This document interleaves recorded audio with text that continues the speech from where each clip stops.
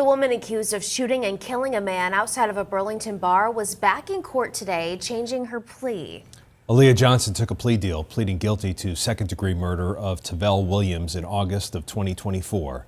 The Johnson and Williams families filled the courtroom today, where a judge delivered Johnson's sentence.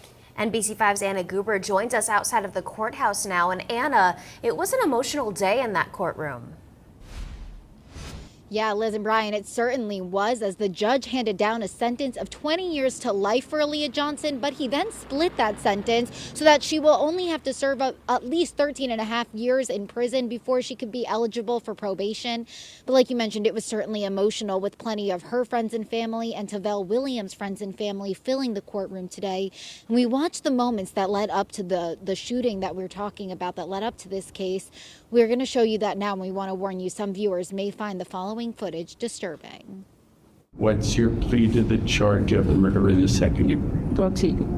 23-year-old Aaliyah Johnson will face at least 13 and a half years behind bars after accepting a deal and changing her plea of not guilty to first-degree murder to guilty of second-degree murder in the shooting and killing of Tavell Williams outside Burlington's Red Square Bar in 2024. Security camera footage played ahead of Johnson's sentencing in court Thursday shows the all of 2 minutes that led up to when she pulled the trigger. Investigators say it all started here just after 12:20 the morning of August 24th, 2024. Johnson, 22 at the time, threw her drink at Williams, sparking a physical fight between the two and surrounding patrons, before bar staff step in and escort Johnson out the side of the building and Williams out the front. Then, just moments later, as Williams walks out onto Church Street, Johnson can be seen coming around the side of the building, pulling a gun from her purse and firing 7 shots at Williams, who later died from his injuries.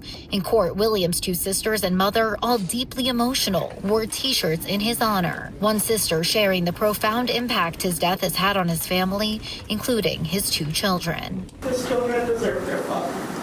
Our family deserves more time. But his life was cut short due to a decision that Johnson made.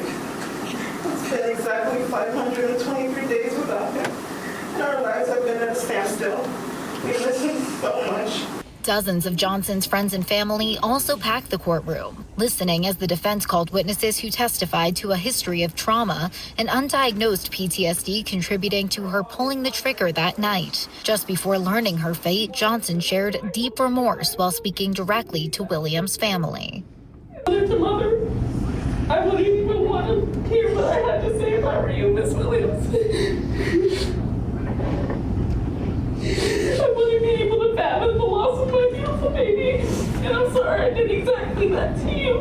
I'm so sorry. The judge says it's one of, if not the only case he's heard where true tragedy has been felt on all sides. I think it's fair to say that rarely, if ever, have I been involved in a case that, every angle involves tragedy, loss. The judge ultimately handing down a sentence that leaves Johnson serving at least 13 and a half years behind bars before being released on probation. He says during that time, he believes she'll get the help she needs.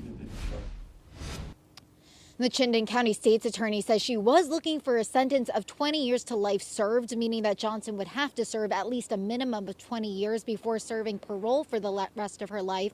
But she says the remorse that Johnson displayed during her statement today largely contributed to the judge's decision to hand down a lesser sentence. Live in Burlington, Anna Goober, NBC5 News.